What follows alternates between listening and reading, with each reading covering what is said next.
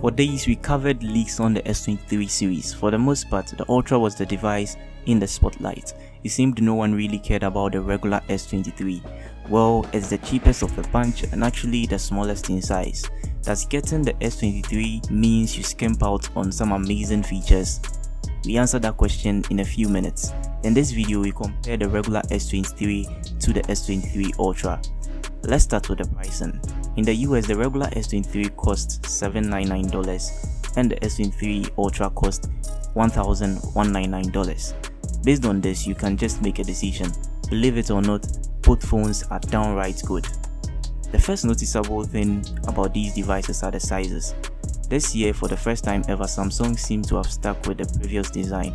Physically, it's going to be difficult to spot the difference between last year's models and this year's device. Let's get the obvious pick out of the way. The S23 Ultra comes with stylus support, and anyone whose daily routine or work involves an S Pen is better off with the S23 Ultra. Now that is out of the way, let's get right into it. Well, the regular S23 has a 6.1-inch screen, which is actually small by today's standards. The dynamic AMOLED display is protected by Corning's Gorilla Glass Victus 2. The regular S23 does not stand a chance against the 6.8-inch S23 Ultra. Both displays has a peak brightness of 1750 nits. The only difference apart from the size of the display is actually the display resolution. The regular S23 has a full HD display which is 1080p, whilst the S23 Ultra sports a display resolution of 1440p or 2K. Another noticeable difference is the size of the device. The regular S23 has a flat display, whilst the S23 Ultra has a display that is somewhat curved at the edges. In terms of performances, devices under the hood have the Snapdragon 8 Gen 2 for Galaxy, which is just a slightly overclocked version of the regular 8 Gen 2. The S23 comes with 8 gigs of RAM and a storage that maxes out at 512 gigs.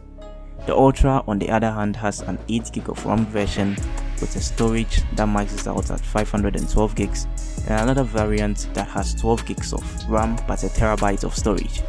In all, these devices should practically run applications and games speedily, as they all run One UI 5.1 based on Android 13 and practically have similar storage and RAM versions.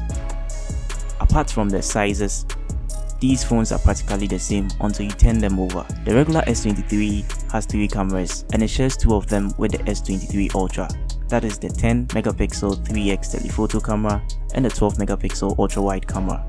The regular S23 has a 50 megapixel main camera.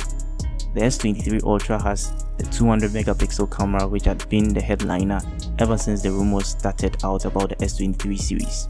The S23 Ultra also has an extra 10 megapixel 10x telephoto camera. On the front, they both spot a new 12 megapixel camera which takes better selfie than the 40 megapixel front camera in the S22 series. The S23 packs a 3900 mAh battery versus the 5000 mAh battery on the Ultra. Even with a less screen size, a less resolution, the S23 Ultra's battery is definitely going to last longer for the games, the camera shots, etc. The bottom line is the S23 series worth the upgrade? If you already have anything from the S22 series, it's a definite no. Should you pick up an S23 or the S23 Ultra? Basically, it boils down to the size, battery life and camera performance, or whether or not you need an S Pen. For the best and greatest in Android cameras at the moment, the S23 Ultra is a good pick. But if you want a small Android phone in 2023 that has excellent performance, a good camera, and a battery life that is somewhat debatable, the S23 is also a good choice.